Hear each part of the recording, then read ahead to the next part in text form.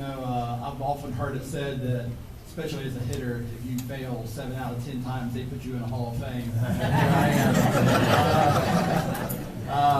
But that seems to be kind of a pattern in my life. I've never been good at anything when I started. I got cut from my Little League baseball team. I wasn't a stellar student until I probably woke up in high school. And there were just a lot of times when I could have given up. But I found that the people that surrounded me wouldn't let that happen. When I was growing up, my parents wouldn't let that happen.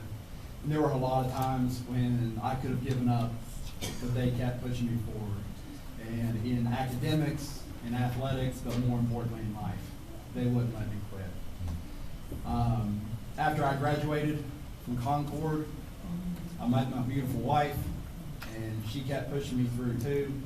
I just recently finished up my doctorate, and that is as much due to her as it is anything that I ever did.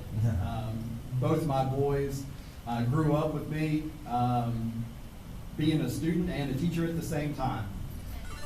But my time here at Concord was a time when I was starting to learn who I was, and there is no single person who helped develop the person that I am today during that time period than Coach Garrett. There were times, I think I went 0 for my first 18 at-bats as a freshman. He never gave up on me. There were times when I couldn't figure out how to hit a curveball. He threw me more pitches than I could ever count. There were times just in the ups and downs of every baseball season when he just knew when to come alongside his players and say, just one more. Take one more ground ball, take one more swing. And that's something that I will never forget. So even though I'm up here, I have people behind me that deserve this a whole lot more than they do, or than I do. And I really appreciate everybody that stood behind me this whole time. Thank you for the opportunity to stand up here. Thank you to the committee for giving me this great honor.